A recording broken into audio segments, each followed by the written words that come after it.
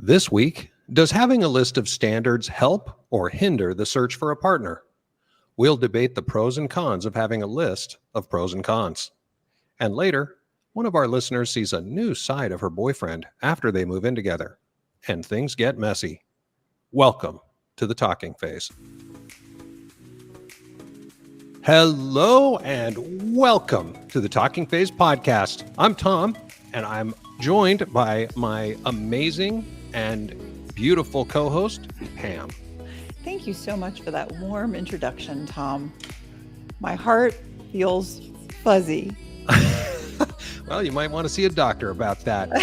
Maybe you're right. All right, Maybe you're right. Before we get to that, as always, I want to do a quick shout out to our amazing producer, Brian, who's always here with us. He's become more popular than either of us. He's our faceless voice, who is always helping us, and he is always on point. Brian, are you here today? I sure am. Really excited to join this very gooey show of emotion that we've started out for today. Yeah, so looking forward to the cuddle puddle. Very, very warm and fuzzy. And he's not wrong, Brian, because I told you that people are talking to you in the comments over on YouTube. I see more hi Brian's than I see hi Pam's or hi Tom's. Well, I did see that, and I must say I appreciate the shout outs from the folks in the audience. So thank you, and hello to all of you as well. I'll make sure I'm in the comments responding. Thanks for that. Very Awesome. Popular. That's great. Popular. Well, yes, Mr. Popularity. All right. Well, guys, we have a great show planned for you today. I'm excited, Pam, to hear your thoughts on a subject that is near and dear to my heart. And then, of course, Pam, you have been pouring through the emails that our listeners have sent in to Talking Phase. It's hard to choose these days. It's getting much, much harder to choose which one's going to make it onto the show. Yeah.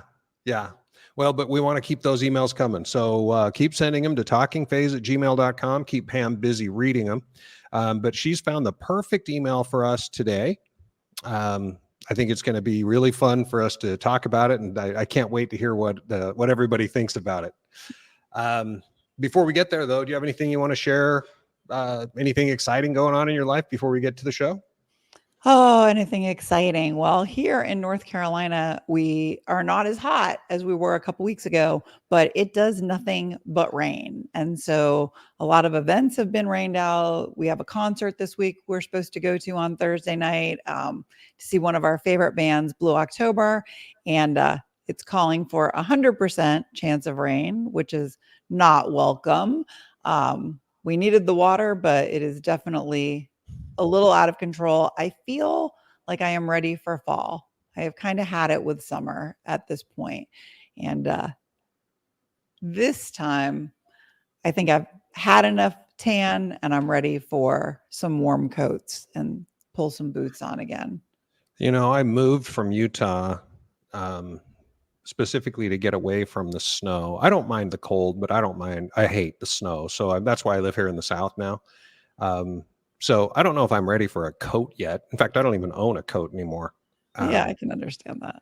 So, something in between would be nice because things getting rained out means a lot less fun. And that's no good. We just got back from Nashville. And so we had enough sun and heat there to last us probably through October, at least. It was blazing hot there. So, yeah. Wow. Okay. Well, I'll tell you what, I am, as you know, I'm on a dating pause, and which gives me a bunch of free time to do whatever I want. And so what I've been doing, I've gotten back into a little bit of a book narration. I don't know if you knew that. I actually do narrate audio books as a side gig. I can totally see that. Your voice would be great. I probably listen to that book. Oh, well, I hope you will. I only have one credit. If you go search Amazon for Tom Milligan, you'll find the one credit that I've got. But I've done just this last weekend, I did a few auditions. So hopefully I'll get a few more books out there over the next couple of months. So I'm pretty excited about that. I hope they're at least books you want to read. Well, I won't do them if I don't want to read them. So okay. So it's not just a side hustle. It's actually enjoyable. Yeah. Yeah, no, actually, for the most part, I mean, it gets kind of frustrating because, when you're trying to read something perfectly, if you screw up, you've got to find a good place to go back in and record it. But you know how it is. I enjoy it. I do know how that is just from TikTok. I know what it's like to have to go back in and start over and record it. So I imagine it's not a blast. Yeah, no, it can get pretty mundane, but it's okay. We're having fun with it. Well, I'll tell you what, I think we should get right into this. Anybody who follows us on TikTok knows that I just finished a 7-part series on TikTok about my list of 26 deal breakers and must-haves. And it's 26. yes, and some people are not real happy about it because for me, there's a no gray area in there. For me, it's like it's on the list for a reason. I'm not going to go through the 26 items. Everybody can relax. If you actually care and want to know what those 26 list items are, you can go to the Talking Phase podcast on TikTok, and there's a playlist there called Tom's List. Feel free to go watch those videos. So we're not going to talk about what's on the list. I want to talk today about the concept of a list because, there's been, I don't know how many hundreds of thousands of views on those 7 videos and lots of comments. And 99% of the comments fall into 3 buckets. And some people, it's all 3 buckets. So the first bucket that they fall into, and I'm going to ask you, Pam, in just a minute, which bucket you think I fall into. Okay. So I want you to pay attention to these. All right. The first of the 3 buckets is that I'm a complete douche nozzle narcissist because I have a list. Sorry. I wasn't expecting the qualifiers. I get it. So hard. Okay. There we go. So, option 1, I'm a douche nozzle narcissist because I have a list. Number 2, I'll never find anyone that meets all the criteria, so I'll be single forever. And number 3, I'll meet and fall for someone and throw the list out the window. Okay, so which of those 3 buckets do you put me in? So those are the only 3 choices. And, I have, of course, watched all those videos and I have talked to you at least a dozen times about your list. Mostly trying to convince you to come on over to the gray side. But given those 3 choices, I honestly think, of course, I don't think you're a douche nozzle. So 1 is I appreciate that. Number 2, never finding anyone that meets all the criteria. I think that remains to be seen. It is a very large list. And That's number 3, the fact that you could meet and fall for someone and throw the list out of the window. Maybe when I first met you, I would have thought it falls into that category. But having gotten to know you and knowing that that list has come from your entire history, basically, I think it is very unlikely that you will ever throw that list out. So I think there needs to be a 4th option.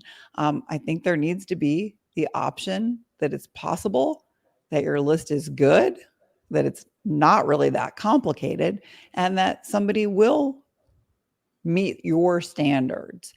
And that would be option 4. And I certainly hope that that's the case, because otherwise, I guess you will be single and alone for the rest of your life. Those are the only choices.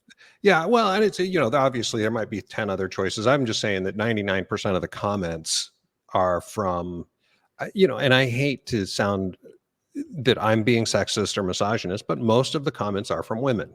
And so right. I'm just saying that these women, 99% of the comments are from women, and 99% of the comments fall into those 3 buckets. And so, and when I said earlier that there's a lot of emotion around this topic, there are some women who are flat out pissed off that I have the gall. And that's where the first one, that I'm a douche nozzle narcissist. Right. They're saying because I have a list, I must be a narcissist. I think I'm all that. And my response to that is 2 things. First off, everyone has a list, period. And I don't care who you are. I don't care if it's written or not. Everyone has a list. I just happen to write mine down. And as far as being a narcissist because I have a list, or I just think I have standards.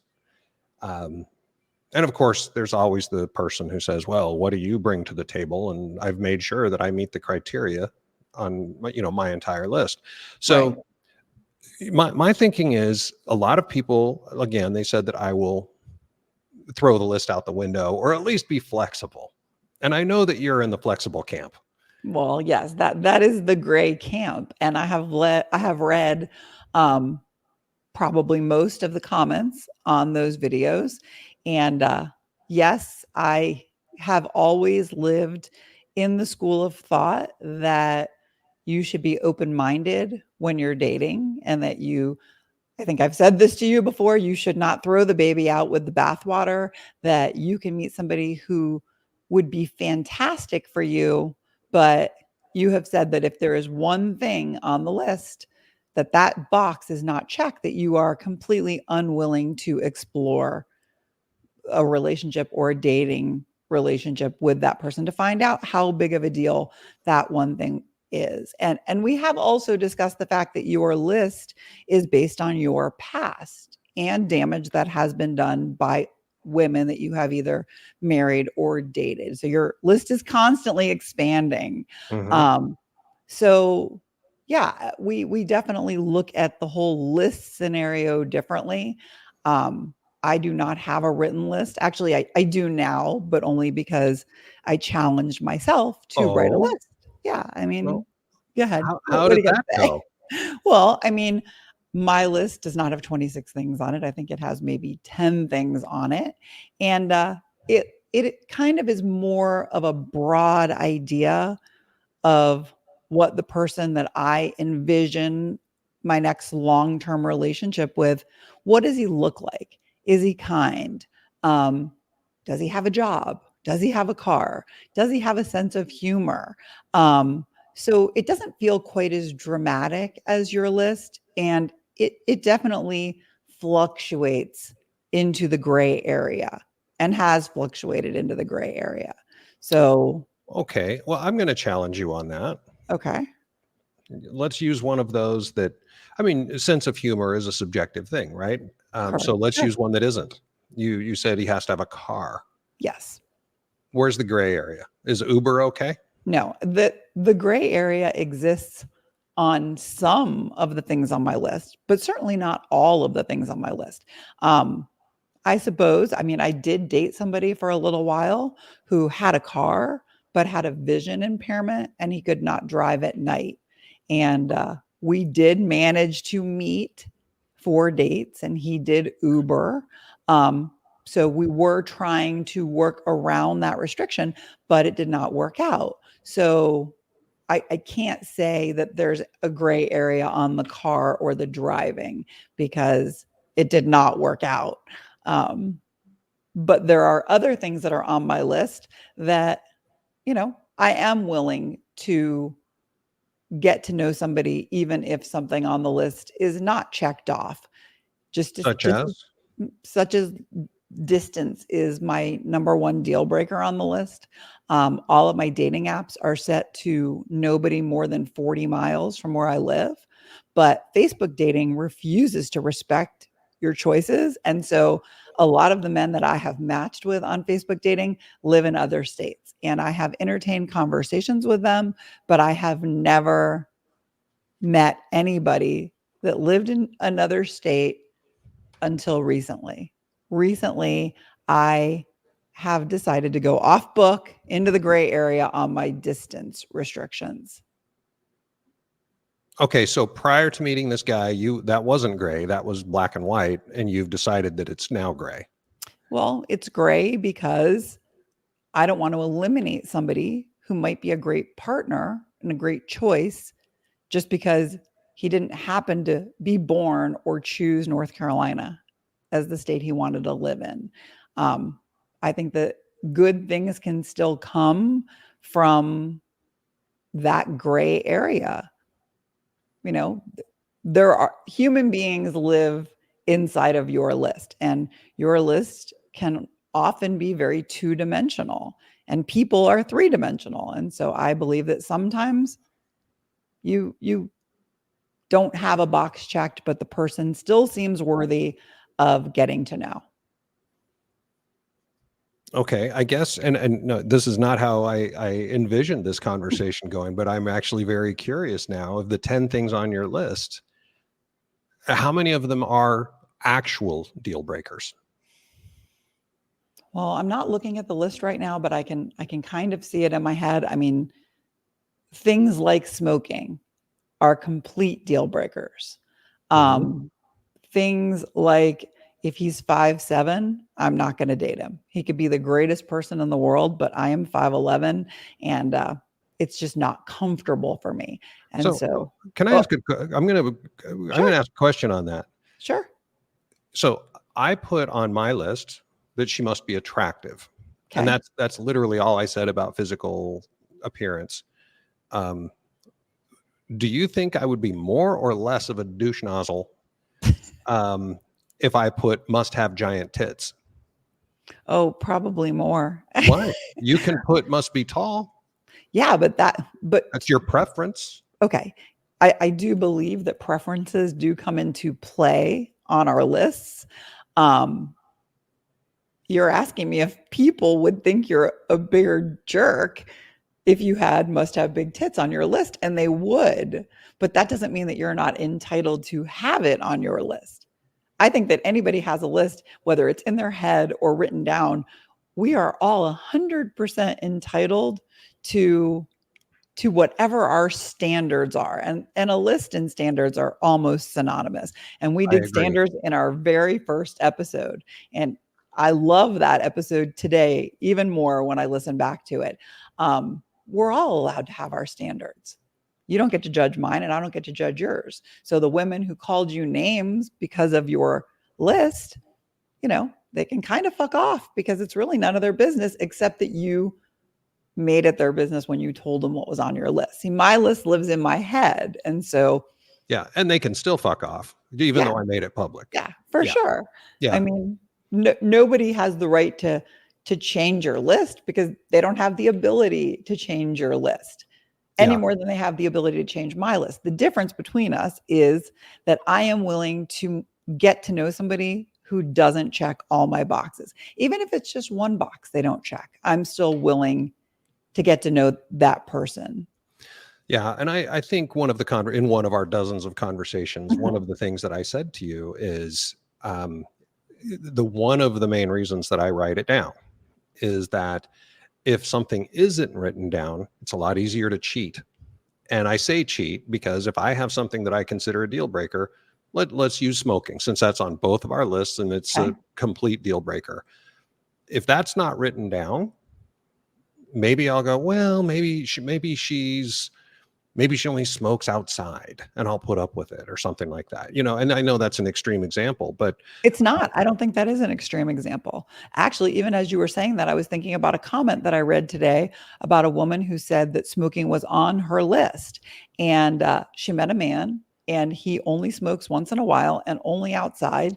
And they're in a really, really good relationship because she was willing to overlook that box and get to know him. And she realized that that type of smoking doesn't bother her, and she really loves him. And so she's really, you know, glad that she overlooked that quote unquote deal breaker. And so smoking isn't that extreme, because I think that for most things on people's lists, if you meet somebody, not on a dating app, not in a contrived way, you're just out, you're at a party, and somebody comes over and starts talking to you, and you really enjoy that conversation, but you don't know, you haven't had a talking phase, that you're texting back and forth, asking questions. You don't know their politics, you don't know their religion, you don't know if they smoke. You don't really know anything. You're just back in the 80s or 90s, and you're getting to know that person and deciding whether it's somebody that you want to pursue a relationship with or get to know. And then you're learning these things that, oh, you know what? I don't really like that, but I really like them. And therefore, we are in the gray area. okay. And I understand. And again, I really have a, I don't, I'm not a gray thinker. It's kind of black or white. And part of that is that I recognize that I know enough about myself that I can justify anything. I can justify doing just about anything. And so I know that it might seem immature. I consider it quite mature, actually, that I know myself well enough to know that I need to set some rules and boundaries for myself. And thinking of comments, I read a comment earlier today on, I can't remember which video it was on, it doesn't matter, but she wrote that all she cares about is shared values and compatibility. And if we have shared values and compatibility, everything else will fall into line. I don't sweat the small stuff, is what she said in her comment. And Ain't that how we all felt in our 20s? exactly. Or maybe even our 30s? I think those are a complete cop-out. How do you define compatible without having a list? Because I think it's in her head, Yeah, but she has a list. Like I said, whether it's written or not, she has a list. And I've agreed with you on that. Like we all have, you call it a list. I call it an idea. I have an idea of what I'm looking for and what I'm not willing to settle for. And so if somebody falls in between those two things of settling and exceeding expectations, therein lies my gray area. So if I met that guy and he smelled like smoke, there would have been no second date. But for her, it wasn't that big a deal. It just wasn't. So what you just described, I think, is what in our business, we call that an MVP, minimum viable product. So you've got your minimum viable product that you're saying, I'm willing to handle it at this point. Anything below this line, I can't do it. Anything above the line is acceptable. But there is an acceptable minimum in your world, it sounds like. I don't know. Acceptable minimum sounds really bad. It sounds like I have super lowered my standards, and I don't think I've ever lowered my standards, and I don't see myself ever lowering my standards. But if a person exceeds expectations on 9 out of 10 things, but then on the 10th thing, they're a work in progress and they're willing to do the work. Like for say, I met somebody in another state, as I mentioned, and normally that would be an immediate left swipe on a dating app, but I met him differently and got to know him, even though we lived in a different state, without any intention of it becoming romantic. I don't care where somebody lives if we're just going to be friends. And so I enjoyed the conversation. And through that conversation, I found out that he is not at all committed to where he lives right now. And so if he's willing to relocate to where I live, because I am committed to where I am, my family's here, my kids are here, I love where I live. So if he's willing to relocate to this location, then why am I going to, again, throw that baby out with the bathwater instead of giving it a chance and seeing where it goes, even though long distance relationships are number one on my non-starter list? Across the board, my wife has told me, just please do not throw the baby out with anything, in general, bathwater or otherwise. Ryan, I love you. Were we too serious just now? Rule number 1 of parenting. Yeah, don't throw the baby. Yeah, just don't throw the baby. Thank you. I think that's great. It's really one of my favorite sayings because, it fits into so many different situations. And this happens to be probably the biggest one for me, because we are so different when it comes to these lists with your black and white and my gray. And so, I don't know that either one of us are going to change each other's mind. No. I think you're really lucky if you meet somebody, a unicorn, so to speak, that can check all those boxes. And I'm really lucky if I left a box unchecked and it works out anyway because he winds up living in the same state as me. But what if I had just swiped left? What if I had just said no? Yeah, no, I get that. I understand. And I guess it's about the risk you're willing to take, right? Right. Well, like no risk, no reward. Yeah. I mean, I look at my list and I think I look at each list item and I think I wouldn't compromise on that. I mean, a lot of people have said, which of these things are, would you be willing to compromise on? So I've reviewed this list more in the last 2 weeks than I've had in the last 2 years, and not a damn thing. I think they're all important. Yeah, no. And in your defense, I have looked at your list multiple times myself, and we have debated it and talked about it and made videos on it. And I am here to say your list is completely reasonable. I mean, there's not one thing on there that I saw and was like, oh, this is horrible. You're never going to meet anybody. You're a terrible human being.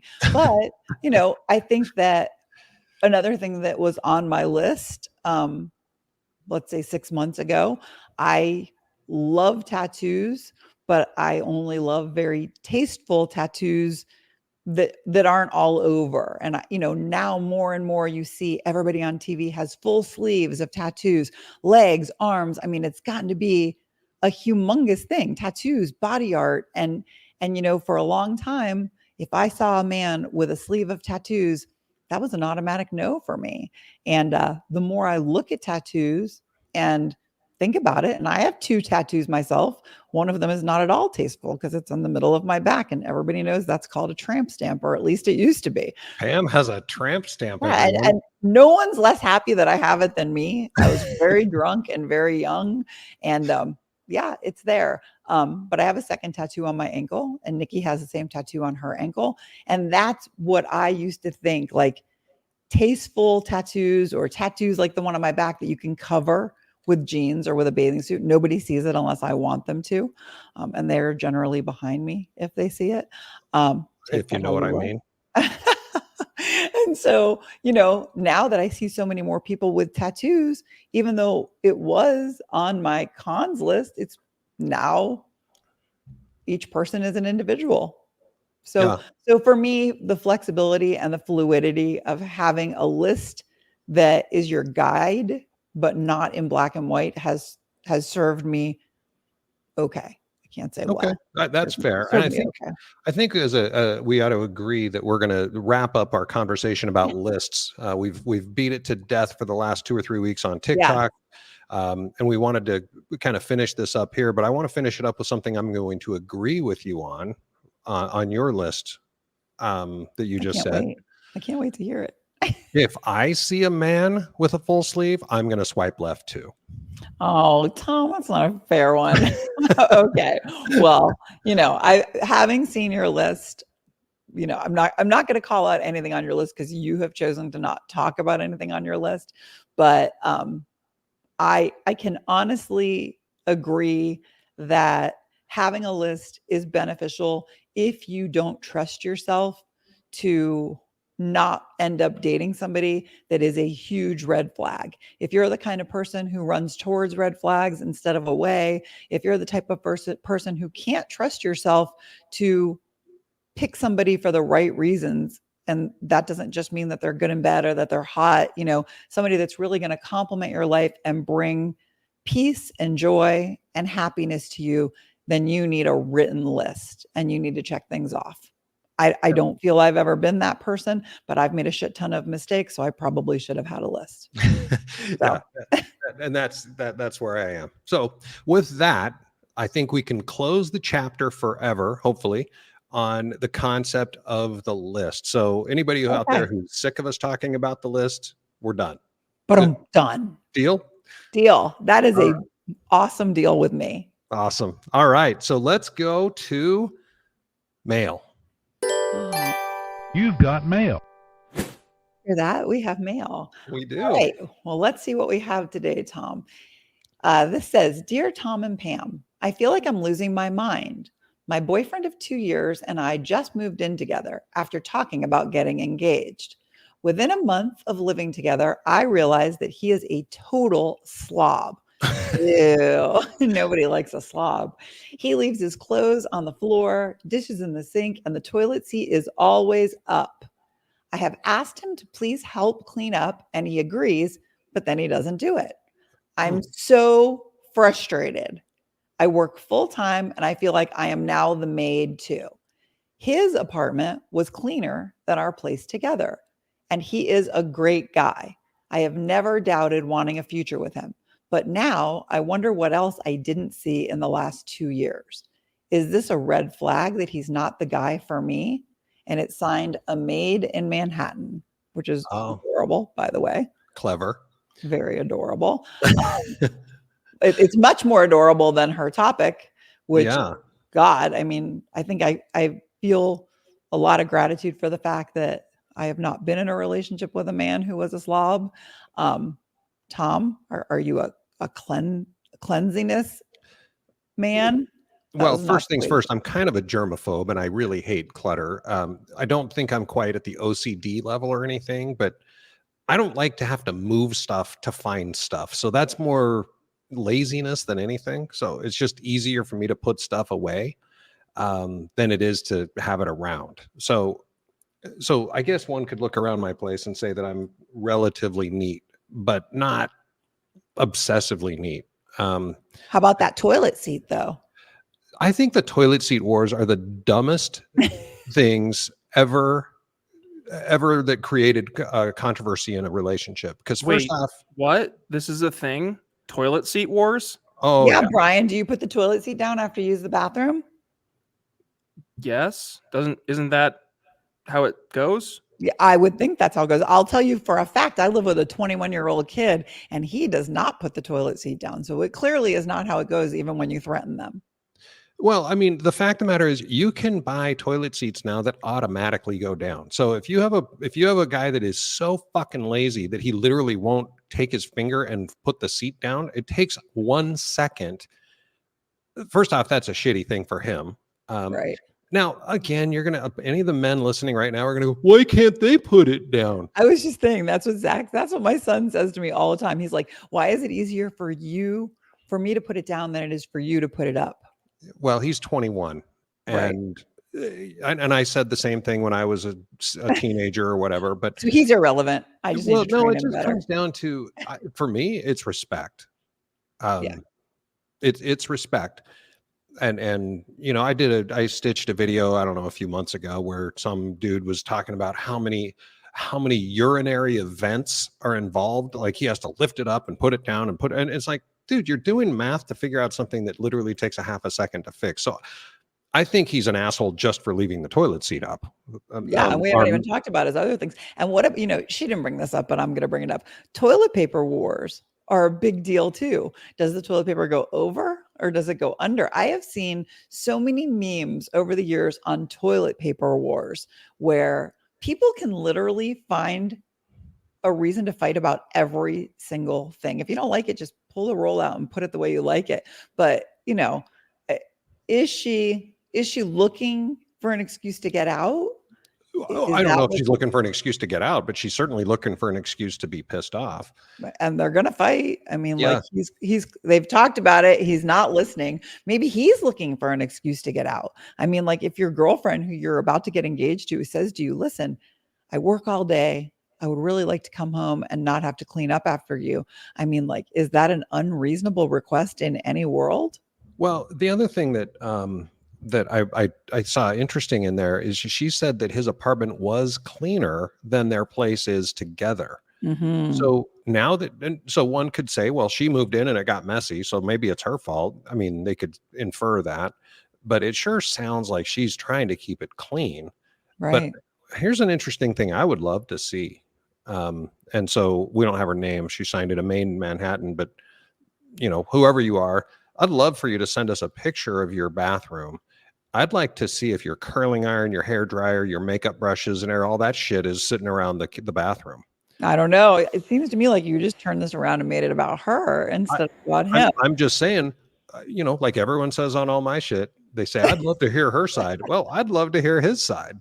Well, I hope that she is listening to us right now. And I hope that if she goes into her bathroom and sees that all of her stuff is all over the countertop, that she realizes that she is not innocent either. We have drawers, we have cabinets. I mean, Mhm. those things only take a second to take out and put away. My hairdryer lives underneath my sink.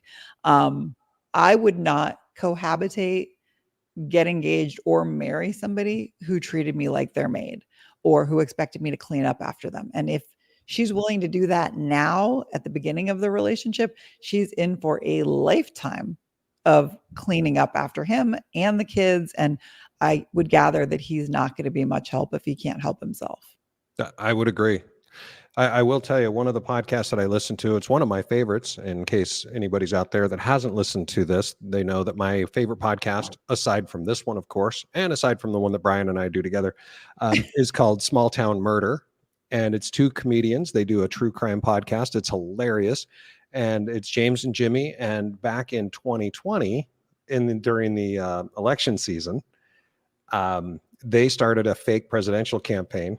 It was James and Jimmy, and their motto was a T hole for every B hole.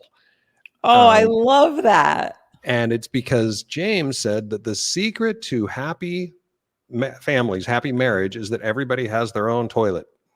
Unless you can't afford it. Oh, well, he said that's the secret. He said, if you can't afford it, don't get married or don't have kids. You need a T hole for every B hole. That's So, his Tom, motto. And it was a fake presidential thing, but a good point. Yeah. So my ex-wife and I, now, by the way, I'm about to prove him wrong, because when we designed our last house, which we designed, like every square inch of that house was designed by us, our master bedroom had 2 master bathrooms. So on either side of the bedroom, there was a complete master bathroom. So T hole for every B hole. And so I never went into her bathroom so she could leave her curling irons and her 38 makeup brushes. And by the way, that is a real number, 38. I didn't make that up. I have one makeup brush. How sad.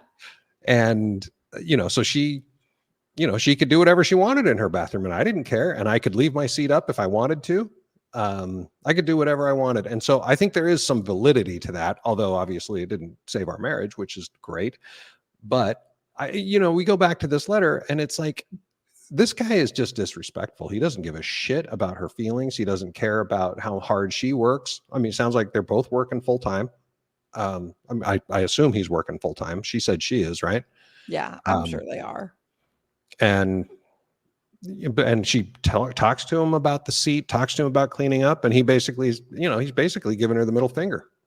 Hey, if he can get over the embarrassment that she wrote this email, she didn't put his name, she didn't put her name, then I think the best solution would be to let him listen to the podcast. And maybe he'll realize that if he wants to keep a good woman, he needs to clean up after himself. And next week we can cover thermostats. Oh yeah, thermostat wars. Now that's real. I'll fight that one. There's a lot of things in a relationship to fight over. But cleaning up after your boyfriend before he's your husband should not be one of them. So I guess, her final question there is, is this like, just, what did she say? What else haven't I seen? Is this a red flag? Yeah, she said, is this a red flag that he's not the guy for me? And I hate, again, don't throw the baby out with the bathwater. Have a discussion with this man.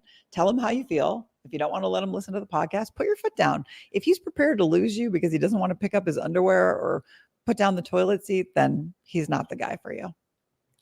Here's another idea. Let me throw this one at you, Pam. What if she just did the same thing? They would have a very disgusting house. Yeah. But I mean, and I agree. And does that get his attention if she just stopped cleaning up? I don't know. But is that the right way to handle any situation where you're thinking about marrying somebody? Like, I'm rubber, you're glue. I don't know. It goes back to that story I told once about sometimes you just have to get I'm the mule. Remember that story where you have to hit the mule up the side of the head with a 2x4? Sometimes you got to hit men up the side of the head with a 2x4 or they don't pay attention. All right, Maid of Manhattan. That's it. Stop cleaning up after him and stop cleaning up after yourself, or sit down and have a conversation with him. Let him know how much this matters to you. Yeah, no, I agree. I think every time we get one of these, it's always coming down to communication. You got to have a conversation. Probably the biggest problem in any relationship is communication. Yeah, I would agree. Okay. Well, I don't know if we've helped her or not. Hopefully we haven't ruined her relationship. And who knows, maybe she'll write in and let us know how it turned out. In the meantime, I want to thank everybody for sending us the emails.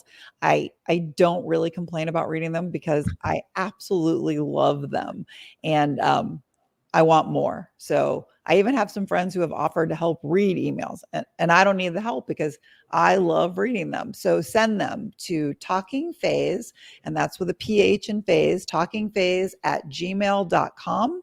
Send us your problems. Don't send us your list. We're done with that. Yeah. Send us your problems. Ask us for advice. We don't promise not to make fun of you, but we do promise to give you our honest opinion on whatever you have to say.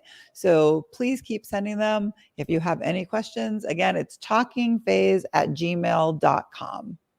That is awesome. And I am so glad that Pam enjoys reading those emails. I love reading the ones that she sends to me or tells me to read.